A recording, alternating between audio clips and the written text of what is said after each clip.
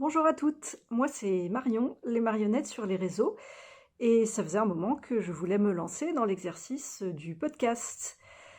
Donc me voilà, l'idée c'est de vous présenter mon petit monde créatif, à savoir tricot principalement, mais aussi filage, couture, teinture, tout ça. Voilà, c'est une première pour moi, donc s'il vous plaît, soyez tolérants sur le côté prise de vue, prise de son, montage, etc. Je m'améliorerai au fur et à mesure, c'est le but, il faut bien commencer par quelque part. Il faut bien commencer quelque part, c'est mieux, non? Oui, je crois. Alors, on va commencer tricot. Tricot, je vais faire plus simple, je vais faire simple en commençant par qu'est-ce que je porte? Voilà.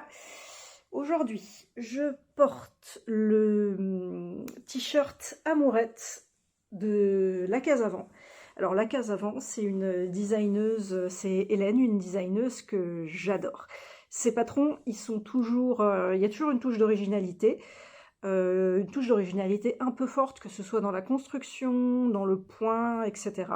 Donc, toujours un petit grain original, et surtout, c'est toujours très très très bien expliqué. Ces patrons sont hyper bien rédigés, vous pouvez y aller tranquille.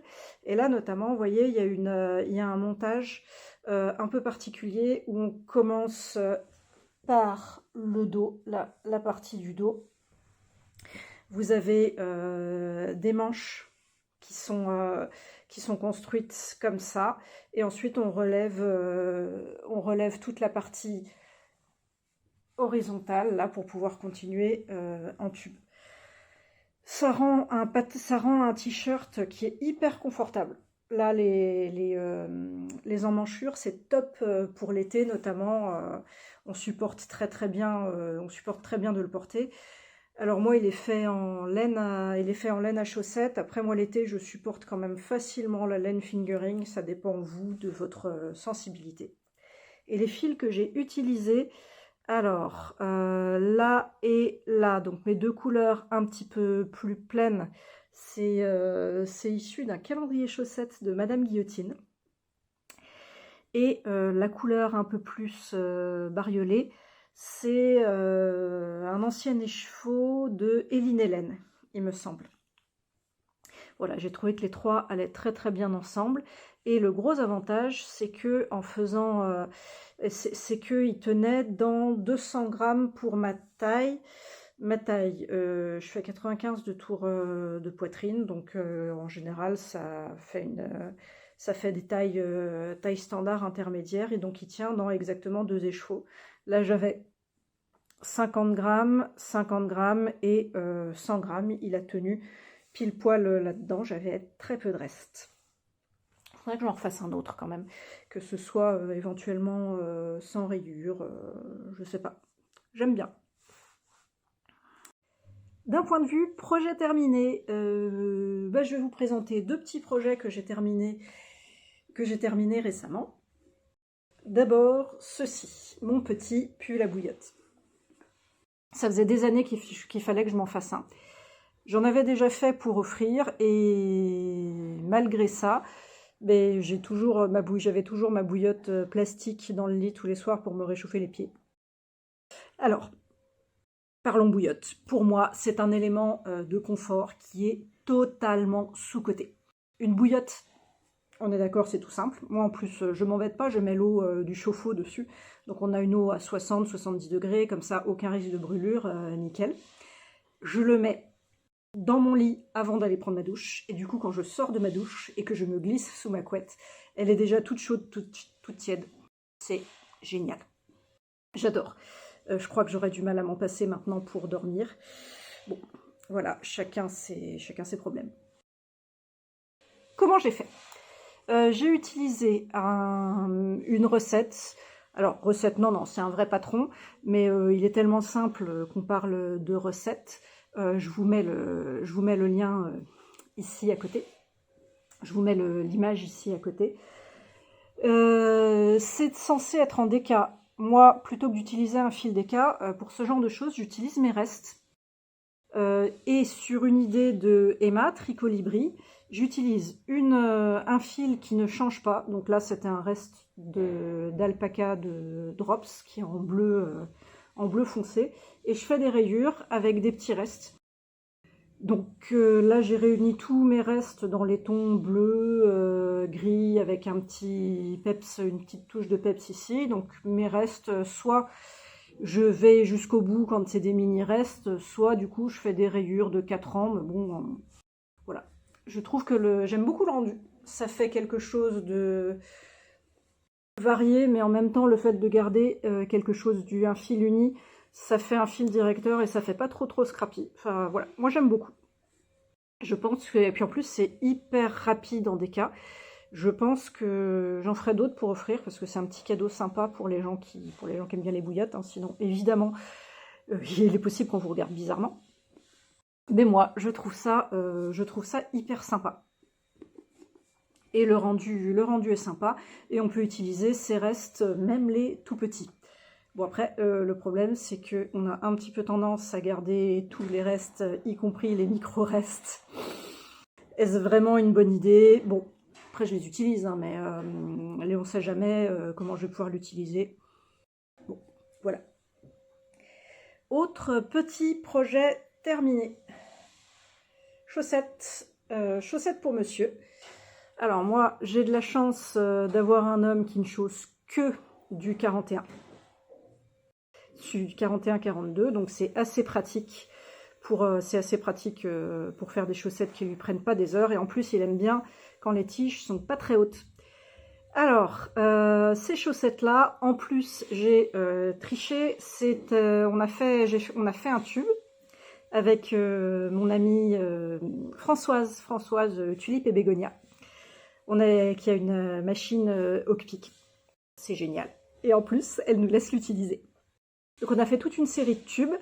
Et là, c'est un fil, vous savez, les 50 grammes de laine industrielle à chaussettes, pas très cher, mais j'aimais beaucoup la couleur. Et j'ai fait talon pointe côte séparés. Et là, c'est un reste d'arcoïris. Donc voilà, en passant, mon homme a des chaussettes avec de la laine à 1 € la plotte et talon pointe côte arcoïris. On n'a pas tous les mêmes valeurs. Voilà pour les projets terminés aujourd'hui. Alors, les projets en cours. Alors, on va mettre les choses au point tout de suite. J'ai un problème de quantité de projets en cours. Alors, j'appelle pas ça, je dis problème, mais en fait, non, ça concerne que moi. Et j'ai déjà essayé d'avoir peu de projets en une fois. Sérieusement, ça m'amuse pas du tout. Je m'ennuie. Travailler que sur 2 ou 3 projets, à un moment donné, ça ne me motive pas, ça ne m'amuse pas. Donc voilà, j'ai beaucoup de projets en cours. Certains depuis 2 semaines, certains depuis 2 mois, d'autres depuis 2 ans. Bah, c'est comme ça. Je les reprends toujours à un moment. Je m'en lasse pas. Même si le projet, ça fait 3 ans qu'il est là, j'ai toujours envie de le finir un jour. Je pense que j'ai tellement d'idées, de trucs à monter que du coup, je monte que des trucs dont j'ai vraiment envie. Et c'est très rare que je me lasse vraiment d'un projet en cours, même au bout de plusieurs mois, plusieurs années, et que je me dise là vraiment faut le détricoter. Bah, sinon je détricote bien sûr, hein, mais c'est quand même très rare. Là aujourd'hui j'ai décidé de vous en présenter 2, mais alors on va dire poliment que j'ai de quoi faire beaucoup de sections projets en cours dans les prochains podcasts. Voilà. Donc, ce que je viens de reprendre, là, je viens de reprendre ceci. Ah, j'adore. Il est trop beau. J'ai tellement, enfin, il est hyper agréable à travailler et j'ai trop hâte de pouvoir le porter. Il s'agit d'un châle en brioche qui s'appelle Peacock's Pride, donc la fierté du pan. La designeuse Reina Cruz, je vais vous mettre l'info et la page Ravelry ici, je suis désolée si j'écorche son nom. Donc c'est un châle à 2 échos, 2 couleurs, donc là j'ai pris du gris en couleur contrastante, c'est de la bébé mérinos de Fonty, et la couleur qui claque, c'est ce fil à chaussettes fluo de toutes les couleurs qui m'a été offert par Tabara. Merci, merci beaucoup. Ça fait très très longtemps qu'il est fait, ça fait au moins 1 an, voire un petit peu plus que je l'ai monté. Bon. Hop. Il a l'air complexe comme ça, mais une fois qu'on a compris la façon dont il est monté, c'est pas si dur que ça. C'est en brioche bicolore, du coup, avec des augmentations, des diminutions. Il y a 3 zones, comme ça, c'est divisé en 3 zones. Et après, il y aura une bordure avec des petits piquants. Voilà. Donc, recto et verso. Les 2 côtés sont très différents. Je trouve que j'aime bien, même le verso, il rend bien. J'adore utiliser les couleurs bariolées dans la brioche. Je trouve que c'est plus facile. Enfin, ça met vraiment en valeur la laine qui a beaucoup de speckle ou qui est très variée, parce que c'est vrai que on aime toutes ces chevaux très colorés avec plein de trucs, mais après, pour quel projet? Mais moi, je trouve que l'idéal pour ce genre de truc, c'est la brioche. Ça la met vraiment bien en valeur. J'aime beaucoup. Voilà, là je vais le reprendre. Est-ce que je vais aller jusque... Enfin, comme je viens de terminer 2 projets, là, avant d'en monter un autre, je vais essayer d'avancer un petit peu sur mes encours. Donc là, je me motive pour ça. Combien de temps je vais être motivée pour le reprendre? Je sais pas. Un de ces jours, il sera terminé.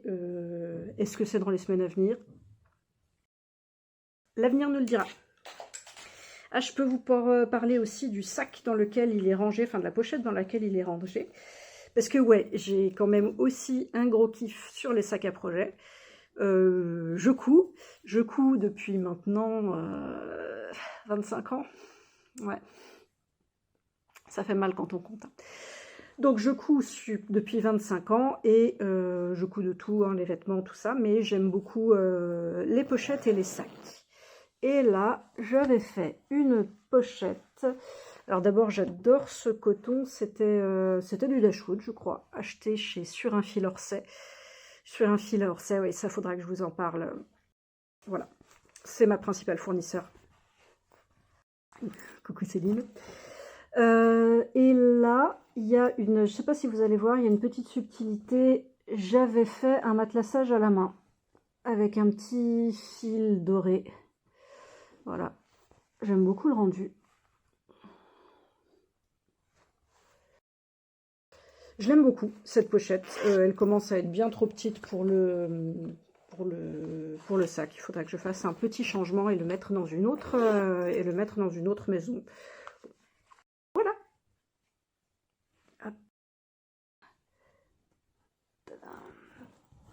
J'avais fait un matelassage un petit peu en hélice en plus, comme ça. Hop, hop, hop, hop, hop, hop, hop, hop, hop. Je m'étais bien amusée. Je l'aime beaucoup, cette petite pochette. Alors, un autre projet en cours, un petit projet un petit peu original. Alors, il est où? Oui, j'avais mis par terre. Des chaussettes Frankenstein d'inspiration Manu, Miss Manu au naturel.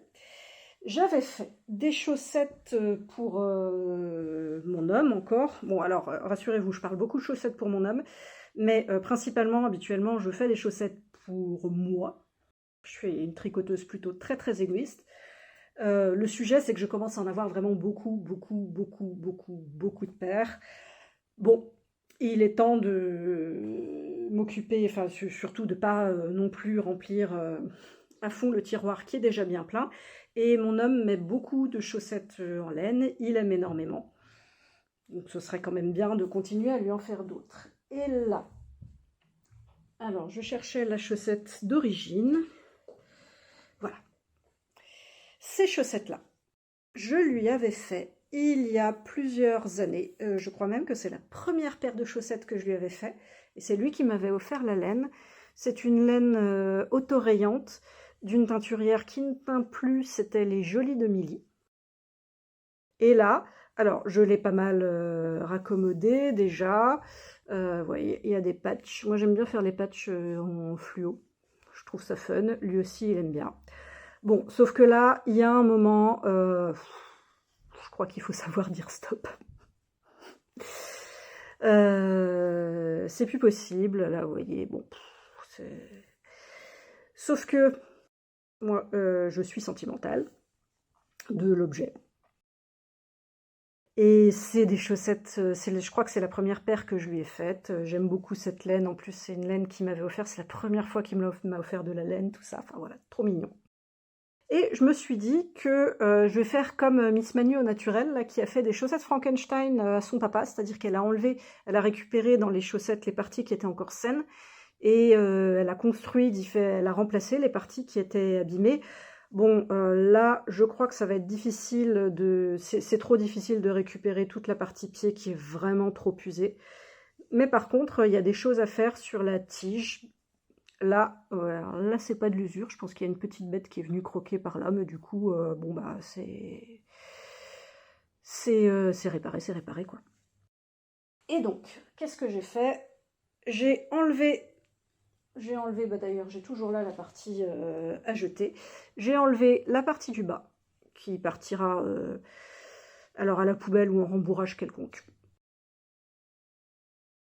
Et voilà, j'ai gardé la tige, et sur cette tige, je me suis mis à tricoter à partir, j'ai relevé la tige, et j'ai utilisé de l'Edelweiss Print, acheté toujours chez Céline, sur un fil à Orsay.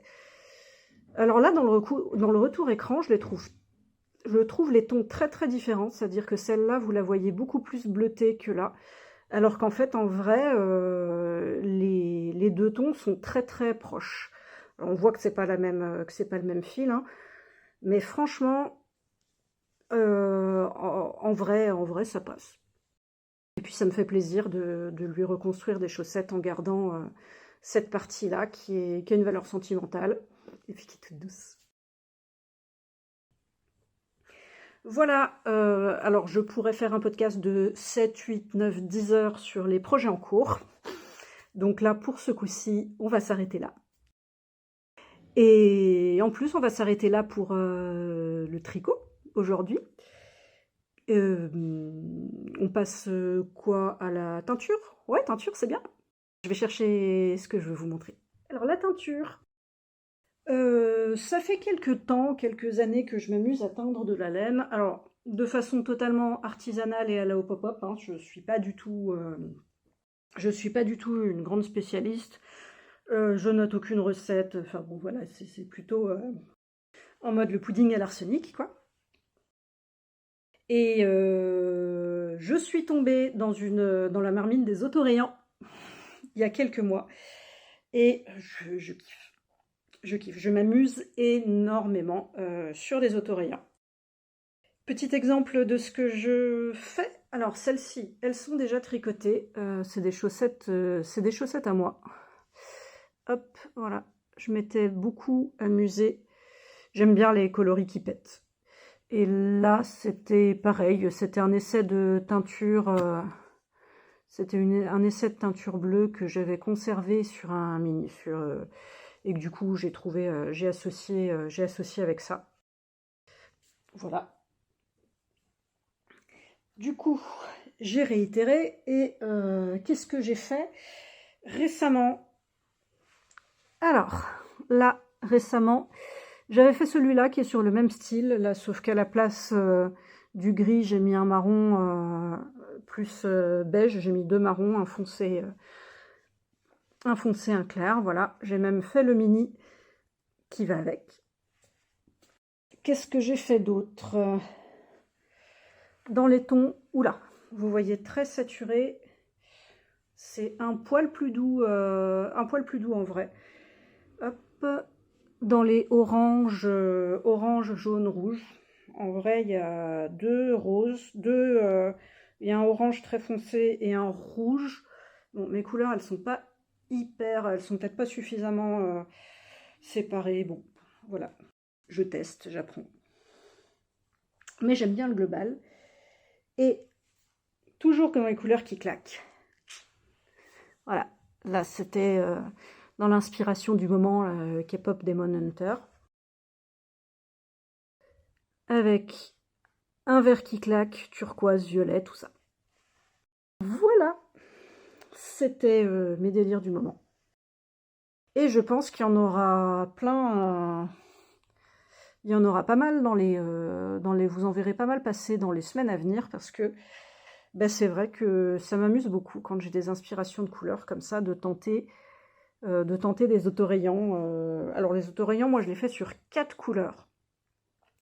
Déjà parce que j'aime bien, et puis ensuite, vous savez, comme pour teindre des autorayants, il faut faire un immense écheveau. Et moi, je fais un écheveau d'à peu près 10 mètres de diamètre, et c'est l'idéal pour 4 rayures, 10 mètres de diamètre, je trouve. Et pourquoi 10 mètres? Parce que c'est la longueur c'est la longueur entre ma cuisine et mon salon, c'est l'endroit où je peux dérouler mon grand écheveau. Voilà. Donc le jour où je veux faire plus de rayures, il faudra que je fasse un plus grand écheveau. Je peux plus le faire dans mon salon. Il faudra que je trouve une autre façon. Après, ça peut être tout simplement dehors en plantant 2 poteaux et en tournant autour. Hein, mais voilà, pour l'instant, je suis sur 4 couleurs. Ça me plaît. Voilà. Pour la teinture. On va parler filage.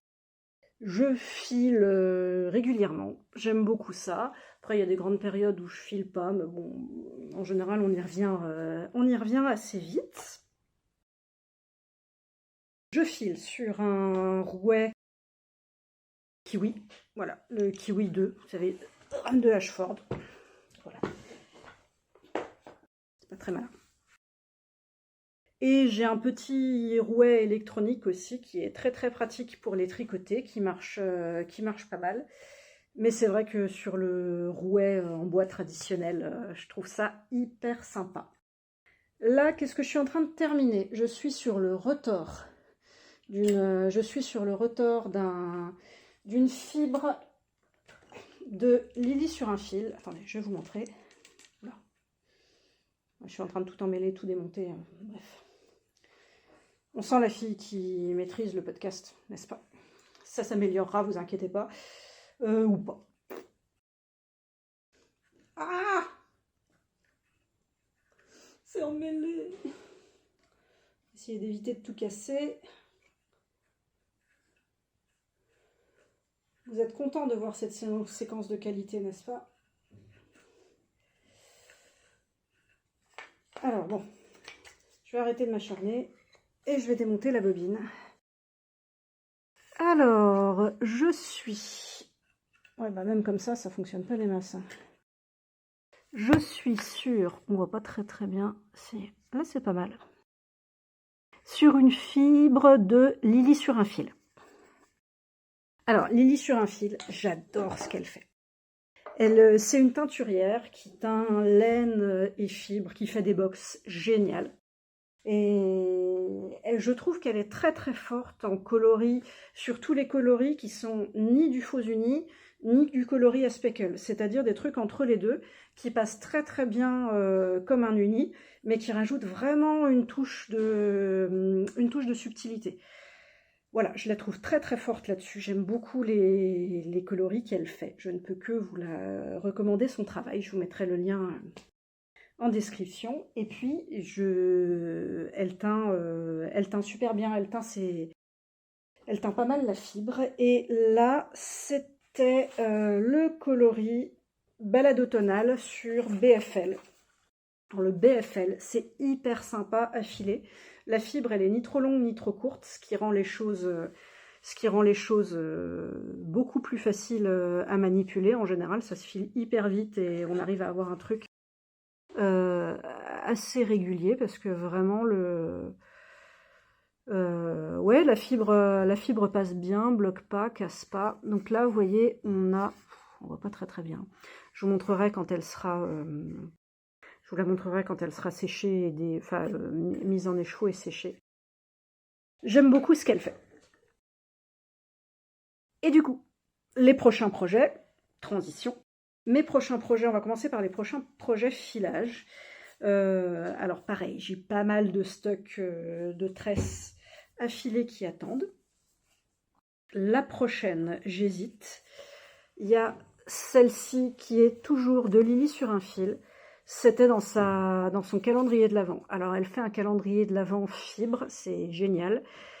C'est un calendrier de l'Avent week-end. Donc là, il y avait cette année, il y avait 5 pochons avec plein de goodies hyper sympas. À chaque fois une base différente. Tout ça, c'était le thème du Japon. Donc ça, c'est le coloris du 25. Et pour le 25, en général, elle met une fibre un peu précieuse, quelque chose qui change. Et là, regardez-moi, vous voyez peut-être pas tellement comme ça brille, mais c'est hyper moelleux, fluffy. La compo, c'est BFL, 50% BFL, 25% fibre de rose et 25% baby alpaga. Autant vous dire que ça gratte pas vraiment. Hein. J'aime beaucoup les tons. J'ai hâte de voir ce que ça donne une fois filé. C'est le coloris Mont Fuji. Ça, ou alors du plus peps. Voilà. Ça aussi, c'est cool. Hein. Oui, j'adore les verts. Hein. Vous allez vite vous en rendre compte si je continue les podcasts. Là, c'est un vert avec pas mal de petites touches de peps jaune et violet. J'ai trouvé ça chez Laine en Seine. C'est une fille qui fait des trucs magnifiques en tissage. Elle travaille beaucoup le tissage. Son travail est superbe sur les salons. C'est un plaisir de discuter avec elle et de voir son atelier. Et je sais qu'elle teint de la fibre. Et au dernier Ch'ti Bazar, je lui avais acheté ceci. C'est 75% mérino, 25% mohair. C'est superbe. Après, le mohair, j'ai l'impression que c'est une fibre un peu longue. Et ça sera peut-être un peu plus difficile à filer. Je me rends pas bien compte, faudrait essayer. Voilà, je sais pas par lequel je commence. Toujours trop d'envie. Et j'ai bien sûr aucune idée de ce que j'en ferai une fois filé. J'ai encore pas mal de difficultés à utiliser mes filets mains, j'ai des idées. Mes filets mains maintenant, ils sont quand même assez réguliers parce que ça fait un moment que je travaille dessus et j'ai une épaisseur fingering à sport. En général, c'est ce qui me vient naturellement comme épaisseur. Donc des châles, toujours, hein, ça pourrait. Mais en fait, très très souvent, comme le projet me vient pas spontanément, j'ai tendance aussi pas mal à les offrir aux copines. Voilà, ça me fait vachement plaisir. Et puis bon, c'est pas comme si j'avais pas de stage. On en reparlera aussi un de ces jours. Les prochains projets en tricot. Alors, j'ai un projet à long terme. J'ai reçu pour Noël la box de Noël de Les Chevaux Solidaires, qui est... Alors, vous l'avez peut-être déjà vu sur les réseaux, mais c'est un magnifique fade sur la base Equinox. Donc, la base Equinox, c'est Merino yak. Non, c'est uniquement yak et soie. 50% yak, 50% soie. Regardez-moi ça, comme ça brille. Les tons sont magnifiques. Avec le projet qui... En plus, il y a des jolis... Regardez comme ils sont beaux, les marqueurs. Hop. Le projet qui allait avec, c'est un châle circulaire, donc qui est très très beau et qui fait varier le dégradé. Il va du centre vers l'extérieur. C'est très chouette. Mais le base Equinox... C'est beau, mais j'ai déjà beaucoup de châles et c'est tellement... voilà, elle est tellement belle cette base. Elle a un tombé qui est... Voilà, elle a un super tombé. Je trouvais ça dommage pour moi, enfin ça n'engage que moi là-dessus, de mettre ce fade dans un châle. Et du coup, comme il y a pile poil c'est 1, 2, 3, 4, 5, 6 écheveaux de 50 grammes. Donc en fingering, en fait, ça fait pile poil 1200 mètres. 1200 mètres, c'est ce qu'il me faut pour faire un pull en fingering. J'aime beaucoup les pulls en fingering parce que c'est exactement ce qui me convient sur pas mal de saisons au niveau chaleur et confort. Donc je voulais me faire un pull en dégradé. Sauf que 1200 mètres, c'est pas loin de exactement ce qu'il me faut, j'ai pas beaucoup de marge. Et pour pouvoir faire un dégradé, je voulais être sûre de ce que je faisais, je voulais pas me retrouver avec quelque chose de short, surtout que je le voulais quand même assez ample. J'aime bien les t-shirts un peu amples. Et surtout, vu le tombé du yak et soie, je voulais que ce soit ample. Et je ne voulais pas risquer de me retrouver au milieu de ça. Enfin, utiliser ça et me retrouver avec quelque chose d'un peu de coincé, trop court, etc. Je voulais que ce soit nickel, sachant que j'aurais pas forcément le courage de redétricoter si jamais j'ai un problème de longueur. Donc il fallait que je fasse des crash tests.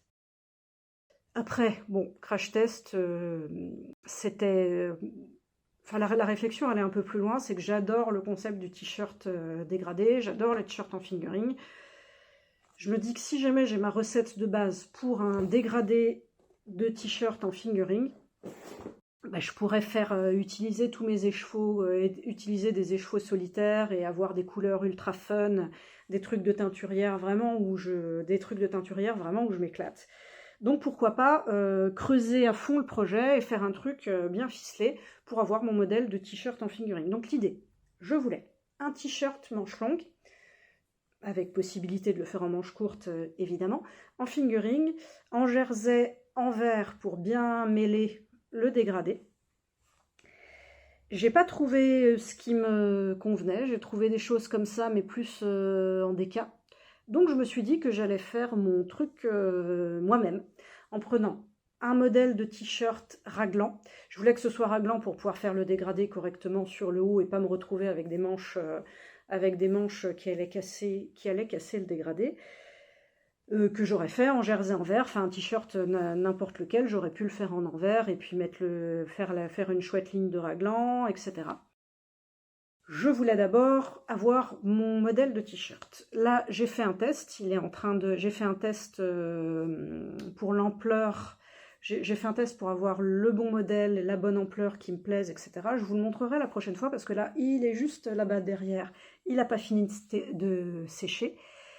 La marinière L'Arrêtaise de Hélène, l'atelier La Casavant, parce que j'avais toujours flashé sur ce modèle-là. Je vous en parlerai quand je vous le présenterai. Et je pense que j'utiliserai ce modèle-là parce que je le trouve assez bien. Il y a une encolure qui est suffisamment large comme je veux. Là, par rapport à ce que j'ai fait, je vais pouvoir gérer l'ampleur que je veux.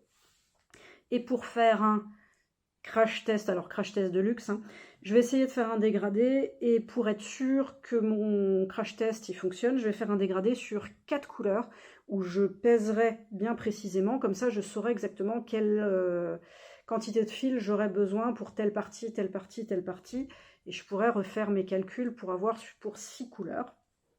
Je vais utiliser ceci, ça et ça. Voilà. Ça va me faire un dégradé que je mettrai dans ce sens-là, donc le plus foncé vers le haut, et puis descendre vers le bas pour avoir quelque chose de plus rouge. Alors vous les voyez très très différents ces deux-là à l'écran. En vrai, il y a des tons qui sont beaucoup plus proches. Je pense que le fondu, il se passera pas trop mal. Hop. Voilà, je pense que ça va être super chouette. Ça, c'est un coloris d'Arcoiris Nostromo. Ça, ça c'est moi qui ai teint. Donc c'est un coloris à la Hop-Hop. Ça, c'est du Laféfil que j'avais acheté en destache. J'aime beaucoup ces tons-là. Et un tricot stitch coloris Witchy Woman.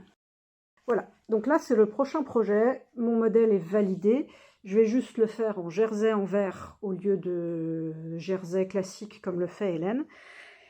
L'idée, c'est de mesurer précisément, de faire de peser précisément à chaque fois, et de faire les alternances de couleurs pour passer d'une couleur à l'autre, la transition.